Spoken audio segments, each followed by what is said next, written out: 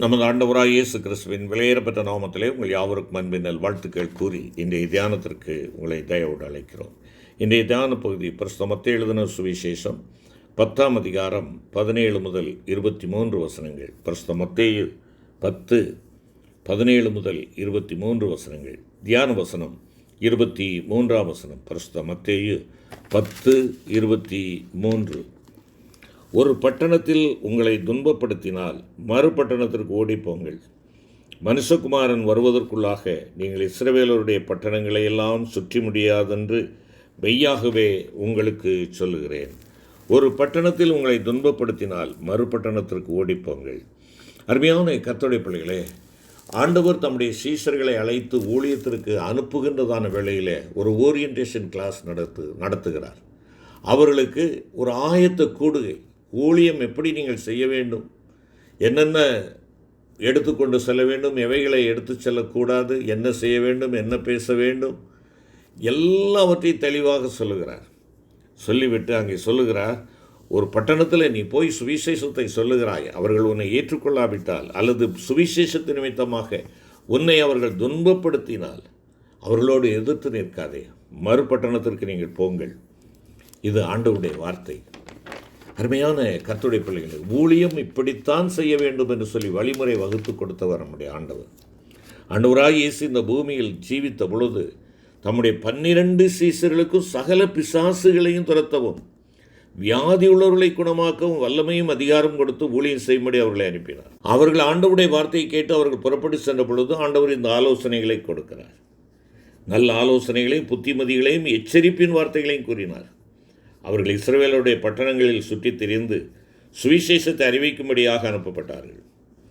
அவ்விதமாக அவர்கள் ஒரு பட்டணத்திற்கு சென்று சுவிசேஷத்தை பிரசங்கிக்கும் போது ஜனங்கள் அவர்களை துன்பப்படுத்தினால் மறுபட்டணத்திற்கு ஓடி போகும்படி அவர்களுக்கு அவர் கூறியதாக இங்கே நாம் பார்க்கிறோம். நம்முடைய ஆண்டவராகிய இயேசு கிறிஸ்து இவ்விதமாக தம்முடைய சீஷர்களுக்கு கூறியதன் மூலமாக சில சத்தியங்களை நாம் அறிந்து கொள்ள முடிகிறது.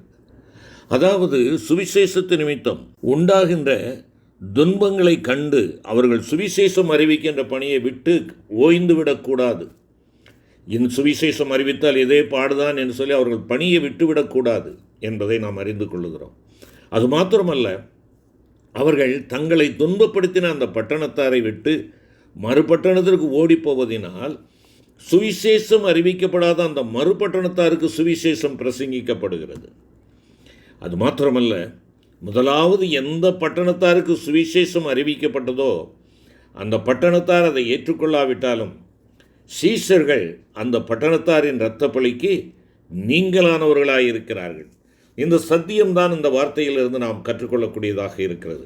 கர்த்தருடைய நாமத்து நிமித்தம் பல விதங்களில் நாம் துன்பப்படுத்தப்படும் போது நம்மை துன்பப்படுத்துகிறவர்களோடு நாம் எதிர்த்து நிற்கக்கூடாது என்பதையும் கூட இந்த வசனம் நமக்கு சுட்டி காட்டுகிறது. ஒரு பட்டணத்தில் உங்களை துன்பப்படுத்தினால் மறுபட்டணத்திற்கு ஓடிப்போங்கள் என்ற ஆண்டவராய் இயேசு தம் சீஷரிடத்திலே கூறியது இதுதான். நீ அவர்களோடு எதிர்த்து நிற்காதே, உன்னை துன்பப்படுத்துகிறவர்களோடு எதிர்த்து நிற்காதே, மறுபட்டணத்திற்கு செல். அருமையான கர்த்தருடைய பிள்ளைகளே, தீமையோடு எதிர்த்து நிற்க வேண்டாம் என்று சொல்லி ஆண்டவராய் இயேசு கிறிஸ்து பரிசுத்த மத்தேயு 5:39 சொல்லி இருக்கிறார். மாறாக நம்மை துன்பப்படுத்துகிறவர்களுக்காக நாம் ஜெபம் பண்ண வேண்டும் என்று 44ஆம் வசனத்திலேயும் குறிப்பிடுகிறார். இதே கருத்தை வலியுறுத்துகின்ற வகையிலே யாக்கோபு அப்போஸ்தலன் யாக்கோபு 5ஆம் அதிகாரம் 13வது வசனத்தில் உங்களில் ஒருவன் துன்பப்பட்டால் ஜெபம் பண்ண கடவன் என்று கூறுகிறார். சிலுவையில் ஆண்டவராய் இயேசு கிறிஸ்து தம்மை துன்பப்படுத்தினவர்களுக்காகவும் நிந்தித்தவர்களுக்காகவும் பரிந்து பேசி பிதாவினிடத்தில் ஜெபித்தது நமக்கு ஒரு நல்ல முன்மாதிரியாக விளங்குகிறதல்லவா? இவ்விதமாக நீங்களும் நானும் நம்மை துன்பப்படுத்துகிற ஜனங்களுக்காக ஜெபிக்கும் போது பரலோகத்தில் இருக்கிற பிதாவுக்கு புத்தராய் இருப்போம் என்று சொல்லி மத்தேயு 5:45 கூறுகிறது. ஆண்டவருடைய நாமத்து நிமித்தமாக சுவிசேஷத்து நிமித்தமாக தம்முடைய சீஷர்களுக்கு வரவிருந்த இன்னல்களை குறித்து ஆண்டவராய் இயேசு கிறிஸ்து அவர்களுக்கு முன்பாகவே விவரித்து சொல்லுகிறார். அவர்கள் அவருடைய நாமத்திற்காக எல்லாராலும் பகைக்கப்படுவார்கள் என்றும் பலவிதமான விபரீதங்களை சகிக்க அவர்கள் ஆயத்தமாக இருக்க வேண்டும் எனவும் அவர்களுக்கு அவர் முன்னறிவித்திருந்தார். எனவே ஆண்டவராய் இயேசு கிறிஸ்துவை விசுவாசித்து அவருடைய அடிச்சுவடுகளை பின்பற்றி அவருடைய சிலுவை எடுத்துக்கொண்டு அவருடைய சுவிசேஷத்தை அறிவிக்கும்படி அழைக்கப்பட்ட அனைவருக்கும் பலவிதமான துன்பங்களும் கட்டுகளும் உபத்திரவங்களும் உண்டு என்பதை நாம் ஒருபோதும் மறந்து போகக்கூடாது. நம்முடைய அருமையான ஆண்டவராய் இயேசு கிறிஸ்துவின் இந்த உலக வாழ்க்கையானது நம் அனைவருக்கும் சிறந்ததொரு மாதிரியாக திகழ்கிறது. அவருடைய சீசர்களாக ஜீவிக்கும்படி அழைக்கப்பட்டவர்கள் அவருடைய முன்மாதிரியை பின்பற்ற வேண்டியது மிகவும் இன்றியமையாததாகும். கெர்கனேசர் என்ற நாட்டிலே பிசாசுகளால் பீடிக்கப்பட்டிருந்த 2 பேர்களில் இருந்த பிசாசுகளை ஆண்டவராகிய இயேசு துரத்திய சந்தர்ப்பத்தில் அந்த பட்டணத்தார் அதற்காக அவருக்கு நன்றி சொல்லியிருக்க வேண்டும். நன்றி அறிவிப்பு கூட்டமே நடத்தியிருக்கலாம். ஆனால் அதற்கு பதிலாக தங்கள் எல்லைகளை விட்டு போகும்படி அவரை வேண்டிக் கொண்டார்கள் என்று நாம் பார்க்கிறோம். அப்பொழுது அவர் அவர்களுக்கு எதிர்பேசாமல் படவில் ஏறி தம்முடைய பட்டணத்திற்கு வந்தார் என்று சொல்லி மத்தேயு 8ஆம் அதிகாரத்திலே வாசிக்கிறோம்.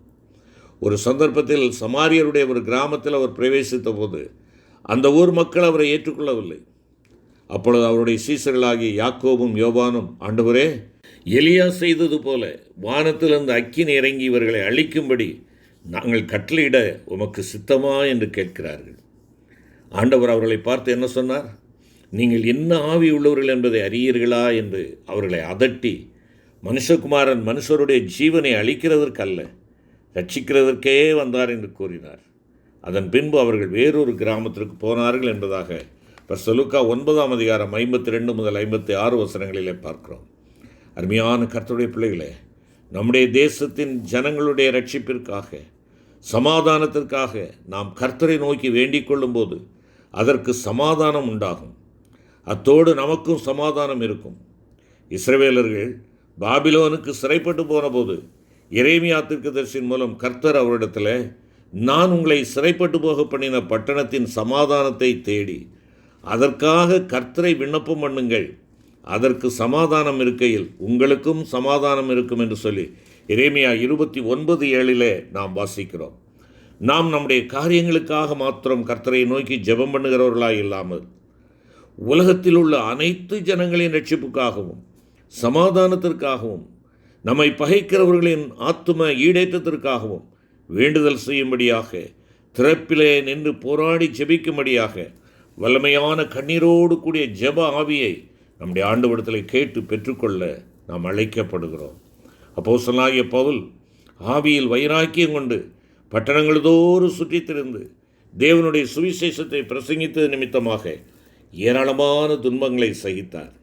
அவற்றை குறித்து அவர் தீமோத்தேயுக்கு எழுதுகின்ற பொழுது, இந்த சுவிசேஷத்தின் நிமித்தம் நான் பாதகன் போல் கட்டப்பட்டு துன்பத்தை அனுபவிக்கிறேன் என்றும், அந்தியோகியா, இக்கோனியா, லீஸ்திரா என்னும் பட்டணங்களில் எனக்குண்டான துன்பங்களையும் பாடுகளையும் நன்றாய் அறிந்திருக்கிறாய்.